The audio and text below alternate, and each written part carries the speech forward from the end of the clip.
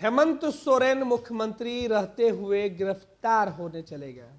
हालांकि संवैधानिक कोई परिस्थितियां न बिगड़े, राष्ट्रपति शासन नहीं लगे, इसलिए उन्होंने इस्तीफा दे दिया और उसके बाद उन्होंने गिरफ्तारी दी। लेकिन हम आपको बताते हैं कि भारत के इतिहास में पहली बार ऐसी घटना घटी कि किसी मुख्यमंत्री को पहले गिरफ्तार किया गया। ईडी अपने हिरासत में लेकर उनको राजभवन पहुंची थी इस्तीफा दिलाने के लिए। तभी से यह चर्चा हो गई कि देश के इतिहास में, देश के राजनीतिक इतिहास में पहली बार ऐसा हुआ है कि कोई मुख्यमंत्री गिरफ्तार हुआ है सत्ता में रहते हुए। हालांकि मुख्यमंत्रियों का गिरफ्तारी से जुड़ी खबरें जो है वो कोई नई नहीं है। इसकी शुरुआत बिहार में सबसे पहले हुई थी, जब लालू प्रसाद यादव चारा घोटाले के मामले में जब वो उनके ऊपर जो है शिकंजा कसा सीबीआई का, और उनकी गिरफ्तारी के लिए सेना को बुलाना पड़ा था। लालू प्रसाद यादव मुख्यमंत्री थे, लेकिन वो कुर्सी नहीं छोड़ना चाहते थे। गिरफ्तार करने वाली जो एजेंसियां थी वो परेशान थी कि मुख्यमंत्री को कैसे गिरफ्तार किया जाए। ऐसे में क्या कुछ हुआ कि लालू प्रसाद यादव ने राबड़ी देवी को मुख्यमंत्री बनाया, फिर उनको गिरफ्तार किया गया।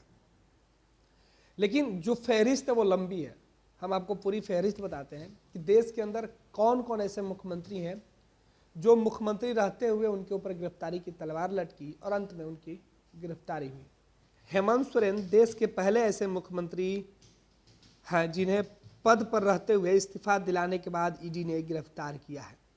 सीबीआई भ्रष्टाचार में घिरे कुछ पूर्व मुख्यमंत्रियों पर भी पहले इस तरीके की कार्रवाई कर चुकी है, लेकिन ईडी के लिए यह है कि ईडी पहली बार ऐसा की है कि पद पर रहते हुए मुख्यमंत्री को गिरफ्तार किए। देश के राजनीतिक इतिहास में पहली बार ईडी ने इस तरह की गिरफ्तारी की है। सीबीआई ने इस तरीके के जो जांच और गिरफ्तारी तक की नौबत पहले कई दफे की है, लेकिन ईडी के लिए ये पहली बार था घटनाक्रम। इनमें सबसे ज़्यादा जो चर्चित मामला है वो है बिहार के पूर्व मुख्यमंत्री लालू प्रसाद यादव का रहा, जिन्हें चारा घोटाले मामले में गिरफ्तार करने के लिए सीबीआई को 1997 में सेना की मदद लेनी पड़ी थी। मुख्यमंत्री पद पर रहते हुए उन्हें गिरफ्तार नहीं किया जा सकता था और वो पद छोड़ने को तैयार नहीं थे। ऐसे में काफ़ी हंगामा मचा था। अंत में उन्होंने अपनी पत्नी राबड़ी देवी को मुख्यमंत्री बनाकर इस्तीफा दिया। उसके बाद सीबीआई ने उन्हें गिरफ्तार किया था। यही नहीं, बिहार के बाद झारखंड और बिहार के बाद हम आपको तमिलनाडु ले चल रहे हैं और बता रहे कि तमिलनाडु में दिवंगत मुख्यमंत्री जयललिता जो थी, उनके ऊपर भी जो गिरफ्तारी की आंच इसी प्रकार से लटकी थी और बाद में उनकी भी गिरफ्तारी हुई। लेकिन वो जब मुख्यमंत्री थी तो उस मुख्यमंत्री काल के दौरान ही उनके पूरी जो जांच की प्रक्रिया है वो शुरू हुई थी। उनके ऊपर आय से अधिक की संपत्ति के मामले में दोषी ठहराया गया था। उसके बाद उन्होंने मुख्यमंत्री पद से इस्तीफा दिया था, लेकिन जब तक मामले की जांच चली वो मुख्यमंत्री पद पर बनी थी।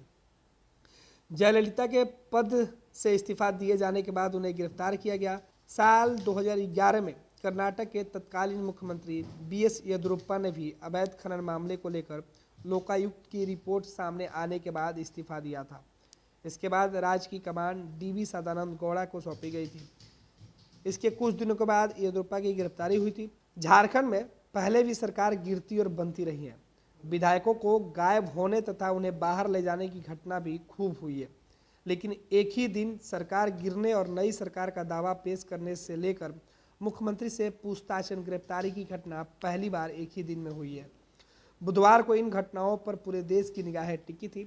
संविधान के अनुच्छेद 361 के तहत मुख्यमंत्री को सिविल मामले में गिरफ्तारी और हिरासत से छूट मिली हुई है। हालांकि क्रिमिनल मामले में वह गिरफ्तार हो सकते हैं। बिल्कुल ऐसी स्थिति प्रधानमंत्री, केंद्रीय मंत्री और लोकसभा और राज्यसभा के संसद सदस्यों के लिए भी है। विधानसभा और विधान परिषद के सदस्यों के लिए भी है। हालांकि राष्ट्रपति और राज्यपाल को पद पर रहते हुए गिरफ्तार नहीं किया जा सकता है। तो ये कुछ तथ्य हैं जिसकी जानकारी हम दे रहे थे कि देश में कई ऐसे मुख्यमंत्री हुए हैं, कई ऐसे राजनेता हुए हैं जो पद पर बने हुए थे, मुख्यमंत्री रहते हुए उनकी गिरफ्तारी की जो तलवार है वो लटकी और उन्हें इस्तीफा देना पड़ा और इस्तीफे के बाद उनकी गिरफ्तारी हुई। लेकिन हेमंत सोरेन देश के सियासत में पहले एक ऐसे राजनेता के तौर पर उभर के सामने आए जिनकी गिरफ्तारी ईडी ने किया। मुख्यमंत्री रहते उनसे पूछताछ की। ईडी ने पहले उन्हें जो है औपचारिक तौर पे उनके ऊपर दबाव डाला कि उनकी गिरफ्तारी की जा सकती है। उसके बाद ईडी अपने साथ उनको राजभवन लेके जाती है, उनको इस्तीफा दिलवाया जाता है और फिर ईडी वहीं से हेमंत सोरेन को हिरासत में ले लेती है। और उसके बाद ये तमाम जो खबरें हैं वो निकल के सामने आती है। देश के सियासत में 31 जनवरी एक बार फिर से एक अध्याय में लिखा जाएगा कि कैसे एक मुख्यमंत्री को मुख्यमंत्री रहते हुए ईडी ने पूछताछ के बाद हिरासत में लिया। हालांकि इस बीच संवैधानिक जो नीतियां हैं उसका ख्याल रखा गया, पहले उनसे इस्तीफा कराया गया और ठीक उसी रात इस्तीफा के बाद नई सरकार के गठन की कवायद भी हुई। ये पहली बार हुआ है। तो ये देश के कई नेताओं के साथ ऐसा हुआ है, लेकिन उनमें कई बार अंतर भी रहा है, वक्त भी लगा है। लेकिन झारखंड देश के अंदर राजनीतिक जानकारों के अनुसार ये एक नए प्रकार का मामला है जो बाद में भी लोग याद रखेंगे। हमने आपको बताया कि संविधान में किन किन लोगों को छूट दी गई है और कौन कौन से लोग जो है इस तरीके के मामले में बच सकते हैं।